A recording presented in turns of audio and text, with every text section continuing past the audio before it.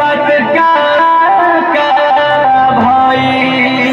बलब बरत रहे हो, बलब बरत रहे हो, कन्या चोचा वाला राके प्यार करत रहे हो, कन्या चोचा वाला राके प्यार करत रहे हो, कन्या चोचा वाला राके प्यार करत रहे हो। बलब बरत रहे हो, बलब बरत रहे हो, बलब बरत रहे हो, कबो ऊपर कबो नीचे कन्या धरत रहे हो, कन्या चोचा वाला राके प्यार करत रहे हो।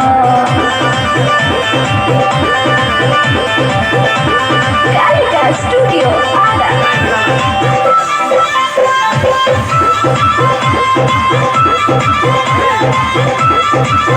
अरे बोला बोला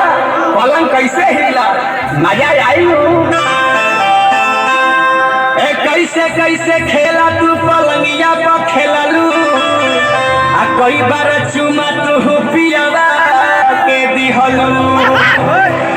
पलंग हिलत रहे हो, पलंग हिलत रहे हो, बाकी चोर चोर करे मजा मिलत रहे हो, बाकी चोर चोर करे मजा मिलत रहे हो, बाकी चोर चोर करे मजा मिलत रहे हो। बलब बरत रहे हो, बलब बरत रहे हो, बलब बरत रहे हो, कन्या चोचा वाला राके प्यार करत रहे हो, कन्या चोचा वाला राके प्यार करत रहे हो।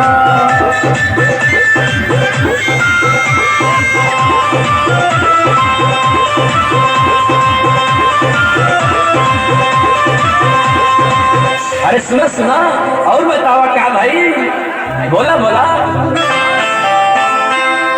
अरे भोरे वाला बात तनी हमके बतावा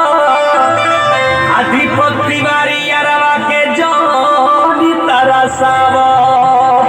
पांचा धरत रहे हो, पूरा करत रहे हो, दीपक राय पिया से जिया के लड़त रहे हो, रिंकू अनु पिया से जिया के लड़त रहे हो, दीपक राय पिया से जिया के लड़त रहे हो। बलब बरत रहे हो, बलब बरत रहे हो, बलब बरत रहे हो, कन्या चोचा वाला राके प्यार करत रहे हो, कन्या चोचा वाला राके प्यार करत रहे हो।